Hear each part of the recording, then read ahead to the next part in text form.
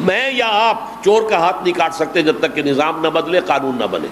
میں یا آپ یا ہم سب مل کر بھی یہاں کسی زانی کو رجم نہیں کر سکتے جب تک کہ قانون نہ بنے اور عدالتی نظام کے تحت جو ہے اس کا فیصلہ نہ ہو. ان چیزوں کو تو ہم نہیں کر سکتے، لیکن جو کام ہم کر سکتے ہیں، سود سے براہ راست تو ملوث نہ ہو، اپنے گھروں میں پردہ تو قائم کریں، اپنی معاش میں سے حرام شے تو نکال دیں، فرائض تو ادا کریں، نماز، روزہ، حج، زکوٰۃ. یعنی دین کے جس حکم پر ہم عمل کر سکتے ہوں، چاہے اگر آپ شرعی پردہ نافذ کریں گے لوگ کہیں گے دقیانوسی ہیں، یہ اگلے وقتوں کے ہیں، یہ لوگ انہیں کچھ نہ کہو. کوئی قانون نہیں بنا ہے اس ملک میں کہ عورت برقع نہ پہنے. کسی نے قانون بنایا؟ پھر اگر اتارا تو کس نے اتارا؟ خود اتارا نا ہم نے. جس کے پاس 2 پیسے ہو گئے اس نے سمجھا کہ برقع تو شاید صرف غربت کی علامت تھی، اب 2 پیسے میرے پاس ہو گئے، برقع اتار دیا.